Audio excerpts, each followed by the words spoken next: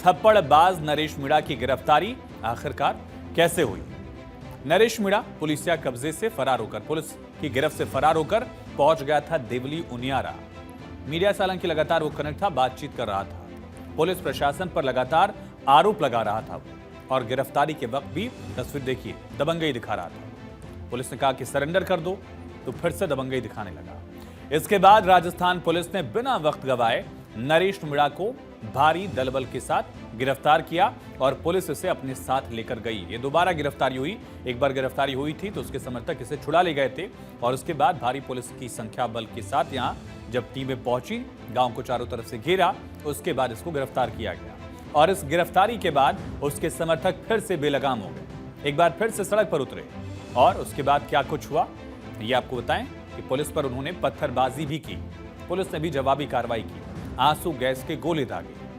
नरेश मीणा के समर्थकों को काबू करने के लिए लाठीचार्ज भी किया गया, लेकिन ये उपद्रवी माने नहीं। तस्वीरें आप देखिए, समझिए कितनी मुश्किलें पुलिस के सामने आई हैं। ये नरेश मीणा को कंट्रोल करने के लिए पुलिस ने जब टोंक में इनके समर्थकों को खदेड़ा तब की तस्वीरें हैं। कई ब्लॉक्स लगा दिए गए थे, सीमेंट ब्लॉक्स जो हैं वो रास्ते पर रखकर रास्ते को ब्लॉक किया गया। गाड़ियों में आगजनी की जा रही है। पुलिस के जवान जो हैं वो पूरे दल बल के साथ पहुंचे थे, हाईवे जाम कर दिया। गाड़ियों में हाईवे पर ही आगजनी कर रहे थे।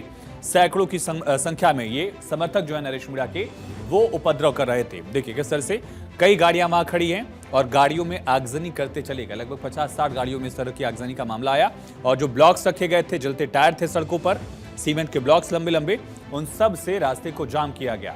उसके बाद पुलिस इन समर्थकों को काबू करने की लगातार कोशिश करती रही।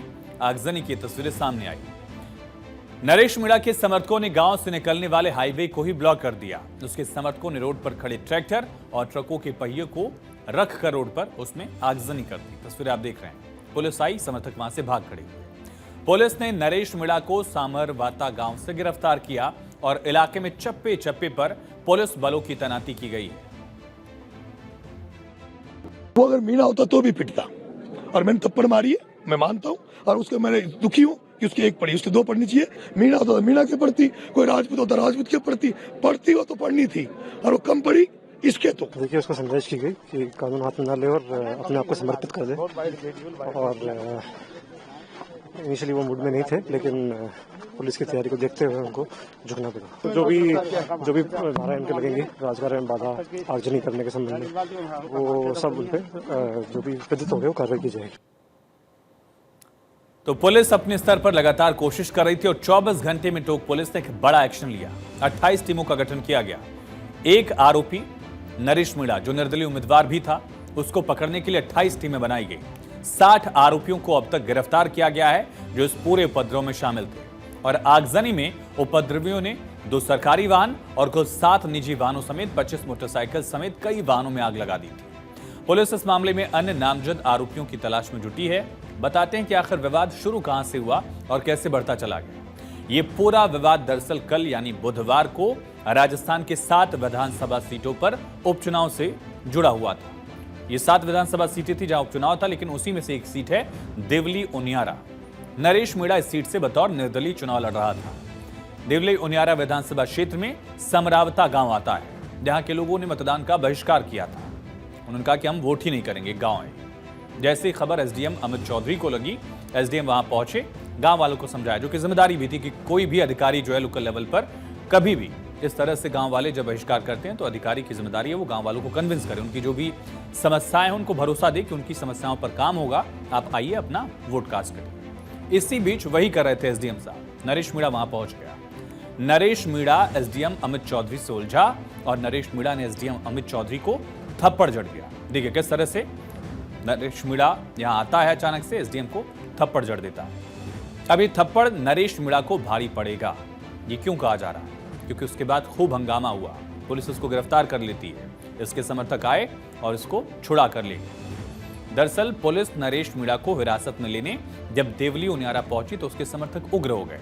पुलिस ने आंसू गैस की गोली दागी, भीड़ को तितर बितर किया और नरेश मीणा को हिरासत में लिया। समर्थकों ने गाड़ियों में जमकर तोड़फोड़ की, आगजनी की। मौका पाकर नरेश मीणा भी पुलिस की हिरासत से फरार हो गया। वो तस्वीरें भी आई हैं जब पुलिस की गिरफ्त से इसके समर्थक इसको खींच कर ले जा रहे हैं। मीणा के समर्थक रात तक काफी देर तक बवाल काटते रहे।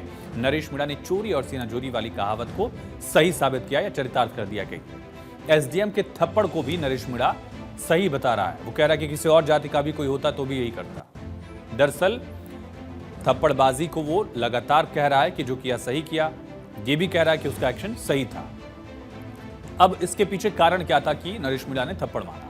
हालांकि जायज नहीं था, लेकिन जो तर्क दिया जा रहा है वो समझिए। एक दावा है कि ईवीएम मशीन पर चुनाव चिन्ह साफ नहीं था। दूसरा दावा यह कि ग्रामीणों को वोट डालने में परेशानी हुई। तीसरा दावा है कि एसडीएम ने डीएम को बुलाने की मांग को अनसुनी कर दिया। चौथा दावा है कि एसडीएम फर्जी वोटिंग करा रहे थे, जो कि उसके समर्थक भी दोहरा रहे हैं। नरेश मीणा के समर्थक भी इस चीज को रिआइटरेट कर रहे हैं, बार बार जिक्र कर रहे हैं। लेकिन इन दावों में दम कितना है, ये जांच के बाद पता चलेगा। लेकिन सवाल यह है कि क्या किसी सरकारी अधिकारी पर कोई हाथ उठा सकता है, वो भी तब जब वोटिंग जारी है। खैर, ये हुई थप्पड़बाज नरेश के दावों की बात। अब जरा नरेश मीणा की क्राइम कुंडली देखिए, क्या है इसकी हिस्ट्री शीट। इसके बाद समझ आएगा कि वो किस तरह का इंसान है। वैसे तो वो उम्मीदवार था, लेकिन इसके खिलाफ कुल 23 मुकदमे दर्ज हैं। 5 मामलों में अभी कार्रवाई बाकी है।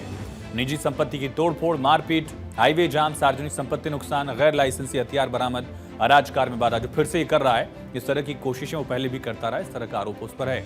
यहां तक कि रेल रूट को अवरुद्ध करने, पत्थरबाजी समेत भी कई मामले इसके खिलाफ दर्ज हैं। और इन 23 मामलों में एसडीएम थप्पड़कांड नहीं है। ये अगर आप जोड़ देंगे तो कुल 24 मामले हो जाएंगे। और मुमकिन है कि जिस तरह का उपद्रव इसके समर्थकों ने किया है, एक तरह से आगजनी, बवाल, उत्पात किया, कुछ और केसेस, कुछ और धाराएं भी इस पर बनेंगी। एसडीएम अमित चौधरी को थप्पड़ मारने की घटना को लेकर आरएएस एसोसिएशन में जबरदस्त आक्रोश दिख रहा है। घटना के विरोध में आरएएस एसोसिएशन ने प्रदेश भर में पेन डाउन करने का ऐलान कर दिया, यानी काम नहीं करने का ऐलान किया था। एक तरीका हड़ताल का है। इसका मतलब यह है कि अफसर अपने ऑफिस तो जाएंगे, लेकिन कामकाज नहीं करेंगे, पेन का इस्तेमाल नहीं करेंगे, यानी कागजों को साइन नहीं करेंगे। आरएएस अधिकारियों के समर्थन में मंत्रालय कर्मचारी संघ, ग्राम विकास अधिकारी, तहसीलदार संघ, कानून कर्मचारी संघ, सरपंच संघ, तमाम जो संघ है, उन्होंने भी हड़ताल का समर्थन करने का ऐलान किया था।